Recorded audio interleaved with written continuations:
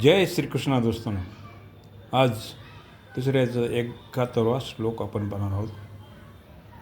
विहाय कामन्या सर्वानुमाश्चरती निस्पृहा निर्ममो निरहंकारः स शांतिमधिगच्छति.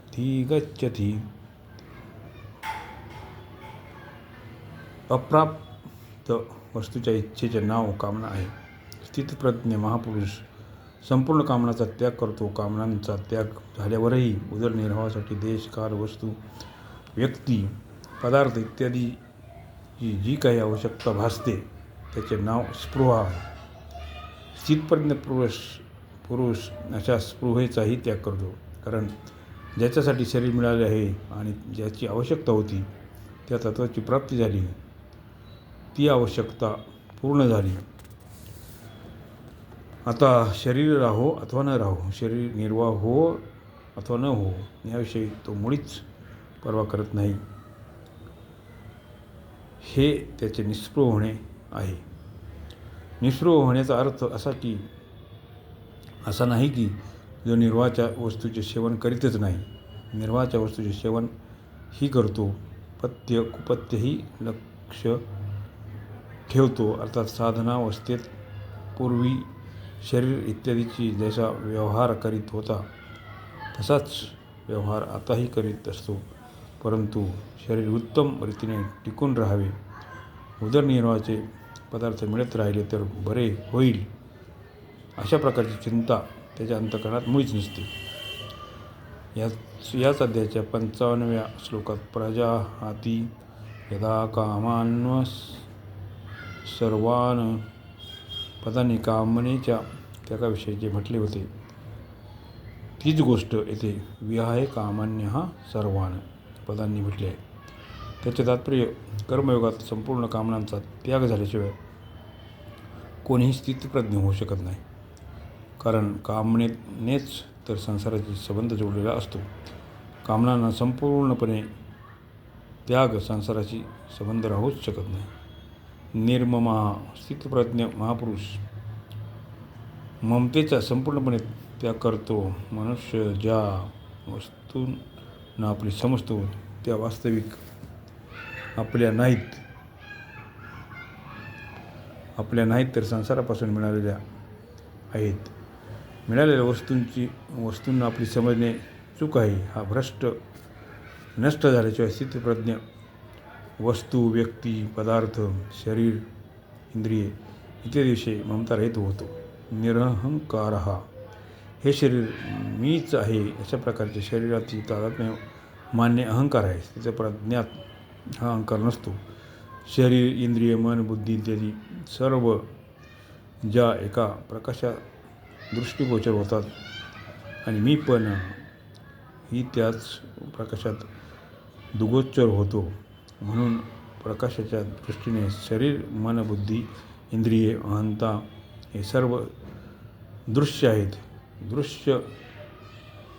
द्रष्टा दृश्याहून वेगळा असतो हा नियम आहे. असा अनुभव झाल्यास स्थितप्रज्ञ निरहंकारी होतो. स शांतीमधी गच्छति. स्थितप्रज्ञ शांतीला प्राप्त होतो. कामना, स्पृहा, ममता, अहंकाररहित झाल्यास शांती प्राप्त होते. असे नाहीतर शांती मनुष्य मात्र स्वतः सिद्ध आहे. केवळ उत्पन्न आणि नष्ट होणाऱ्या पदार्थापासून सुख भोगण्याची कामना करण्याने त्यांचे ममतेचे संबंध ठेवल्यानेच अशांती होते. जेव्हा संसाराची कामना, स्पृहा, ममता, अहंता संपूर्णपणे नष्ट होते तेव्हा स्वतः सिद्ध शांतीचा अनुभव येतो.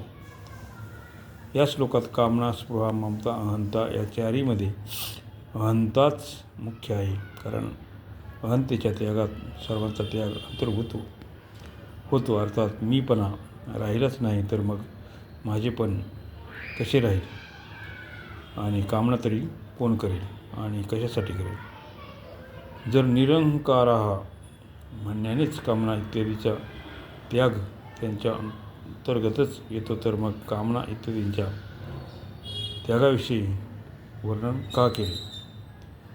याचे उत्तर असे की कामना कामना, स्पृहा, ममता, अहंता या चारही कामना स्थूल आहे. कामनेपेक्षा सूक्ष्म स्पृहा, स्पृहापेक्षा सूक्ष्म ममता, ममतेपेक्षा सूक्ष्म अहंता आहे. म्हणून साधकाने अगोदर कामना, स्पृहा, ममता यांचा त्याग करावा, म्हणजे अहंतेचा त्याग करणे त्याच्यासाठी सुगम होईल. शास्त्रीय दृष्टीने प्रथम कामनेचा त्याग, नंतर स्पृहा, ममता आणि अहंकार त्यांचा त्याग सांगितला आहे. परंतु साधकाच्या दृष्टीने प्रथम ममतेचा त्याग, नंतर कामना, स्पृहा आणि अहंकार यांचा त्याग करणे हे योग्य आहे. प्राप्त वस्तूबद्दल ममता आणि अप्राप्त वस्तूबद्दल कामना होते. सर्वात प्रथम ममतेचा त्याग करणे सुगम होते. मनुष्य अगोदर ममतेमुळे अर्थात प्राप्त वस्तूच्या संबंधानेच फसतो. प्रथम ममतेचा त्याग केल्याने निष्काम होण्याचे सामर्थ्य येते. कामनेचा त्याग केल्याने निस्पृह होण्याचे सामर्थ्य येते आणि स्पृहा हिचा त्याग केल्याने निरहंकार होण्याचे सामर्थ्य येते. शास्त्रीय दृष्टीनुसार वागण्यामुळे मनुष्य पंडित बनतो आणि साधकीय दृष्टीनुसार आचरण केल्याने मनुष्याला अनुभव येतो. अशा प्रकारे 71 श्लोकाचा इथे अर्थ संपत आहे. जय श्रीकृष्ण.